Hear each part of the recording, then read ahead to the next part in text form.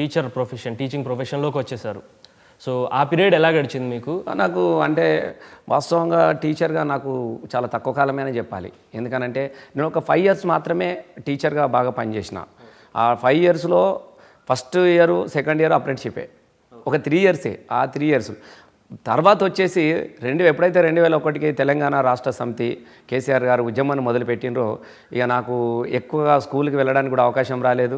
నేను ఎందుకంటే ఇటు ఉద్యమాలలో అప్పుడు జరుగుతున్నటువంటి ప్రభుత్వము అనేది వ్యతిరేకంగా మా రాష్ట్రం మాకు కావాలన్నటువంటి ఆకాంక్ష మీద నేను పనిచేస్తున్నాను కాబట్టి చాలా రోజులు నేను సెలవులు పెట్టి పనిచేయాల్సి వచ్చింది.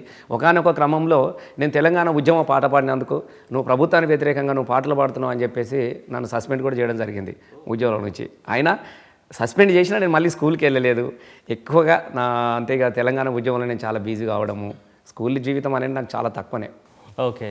సో మీరు ఆ టీచర్గా ఉన్నప్పుడే మ్యారేజ్ అయిందా సార్? నేను ఇంటర్మీడియట్ డిగ్రీ ఫస్ట్ ఇయర్లో మ్యారేజ్ చేసుకున్నాను. ఓకే.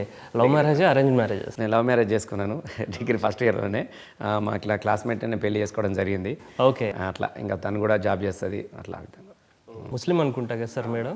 లవ్ స్టోరీ ఏమన్నా కొంచెం స్వీట్ మెమరీస్ ఏమైనా ఉన్నాయా సార్ ఆ స్టోరీ, ఆ పీరియడ్? అంటే ముఖ్యంగా ఒక ముస్లిం అమ్మాయి, ఒక హిందూ అబ్బాయి, స్వీట్ మెమరీస్ ఉంటాయి, అన్ని హాట్ మెమరీస్ తోటే ఉంటాయి.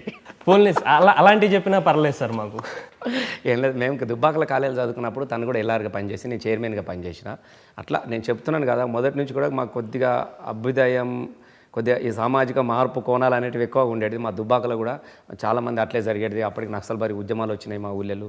అట్లా ఒక మార్పు కోసం అట్లా మేము అనుకోకుండా కలుసుకోవడం కానీ, మ్యారేజ్ చేసుకొని ఇద్దరం చదువుకున్నాం. మేము మ్యారేజ్ చేసుకొని ఆమెను చదివించిన, నేను చదువుకున్నాను.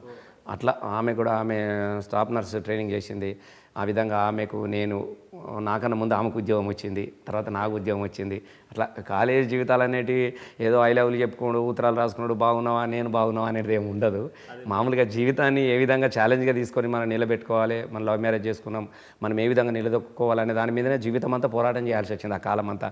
ఈలోగా అవన్నీ అయిపోయిన తర్వాత నాకు ఉద్యమం రావడం, తెలంగాణ ఉద్యమం అంతా ఇట్లా గడుచుకోరు ఇక్కడికి వచ్చేసింది. అట్లా బాగా ఒక సంపన్నమైన కలవార అబ్బాయి వచ్చేసి సినిమా లాగనో, ఎండమూరి వీరేంద్ర నవల లాగనో అమ్మాయి ఆ విధంగా పోతూ ఉంటే అబ్బాయి ఈ విధంగా తొలిసారి చూసిండు, పూలు కొట్టిండు అనేవి ఇవంటే ఏమి ఉండవు కదా. ప్రాక్టికల్ అట్లా ఉండే, గ్రామాలలో చాలా క్రియల్గానే ఉంటాయి.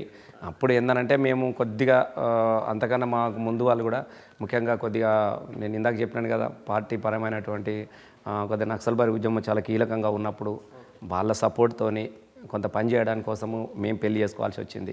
ఓకే.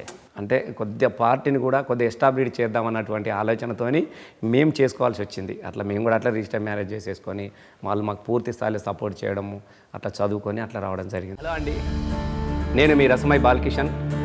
ఇలా నా మనసులోని భావాలను, నా మాటలను, నా పాటలను, నా జీవితాన్ని హై క్యాచీ క్రియేషన్స్ ద్వారా మీకు అందిస్తున్నాను. వినండి, దీన్ని ఆదరించండి.